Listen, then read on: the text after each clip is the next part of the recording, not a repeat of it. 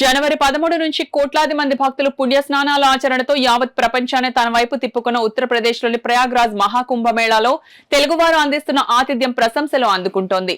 మహాకుంభమేళాకు తెలుగు రాష్ట్రాల నుంచి నిత్యం తరలి వెళ్తున్న లక్షలాది మంది భక్తులకు పిఠాపురానికి చెందిన శ్రీపాద శ్రీవల్లభ బాపనాచార్యుల సత్రం, బాపనాచార్యుల స్వగృహం నిర్వాహకులు చక్కటి ఆతిథ్యం అందిస్తూ మన్ననలు పొందుతున్నారు. ప్రయాగ్రాజ్ వద్ద సెక్టార్ 7, 10 వద్ద తెలుగు భక్తుల వసతి కోసం టెంట్లు, మంచి రుచికరమైన భోజనం ఏర్పాట్లను ఉచితంగా అందిస్తున్నారు. అయితే కుంభమేళాకు భారీగా తరలివస్తున్న భక్తులతో అసౌకర్యాలు ఎక్కువగా ఉన్నాయంటూ సోషల్ మీడియాలో వస్తున్న వార్తలు అవాస్తవాలని పిఠాపురం నుంచి కుంభమేళాకు తరలి వెళ్లిన Pithapuram municipal TDP floor leader Allavarapu Nagesh, councillor Rayudu Srinubabu, Varada Satyababu తదితరులు తెలిపారు.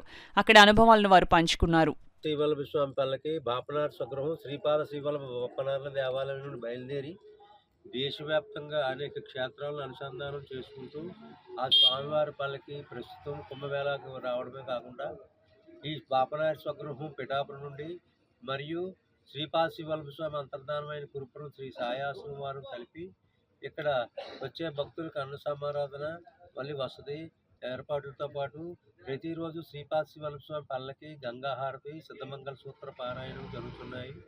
ఇటువంటి మన భక్తులు వచ్చి ఇక్కడికి ఈ వసతి కానీ అలాగే సేవ చేసుకోవడానికి కానీ అన్ని ఏర్పాట్లు ఇక్కడ చేయడం జరిగింది. కావున మీరందరూ వచ్చి ఈ యొక్క కుంభమేళ 144 సంవత్సరాల తర్వాత వచ్చి ఈ కుంభమేళాలో పాల్గొని మనందరం శ్రీపాద శ్రీవల్లభ స్వామి కృపకు పాత్రలు కాగలమని నేను మన బాపనాచార్య గృహం తరపున అందరినీ నేను ప్రపంచం అంతా కూడా ఇప్పుడు ఉత్తరప్రదేశ్ వైపు చూస్తుంది. దానికి కారణం మహాకుంభమేళ.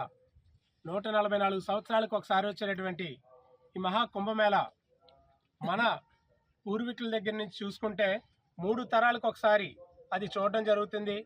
ఆ మహాకుంభమేళలో పాల్గొని గంగా, యమున, సరస్వతి యొక్క ఆ త్రివేణి సంగమంలో స్నానం ఆచరించి ముముక్షులు అవ్వాలని చెప్పి ప్రతి ఒక్కరూ కూడా ఆలోచిస్తూ దీనికోసం వెయ్యి ప్రయాసలు చేస్తూ ఉంటారు.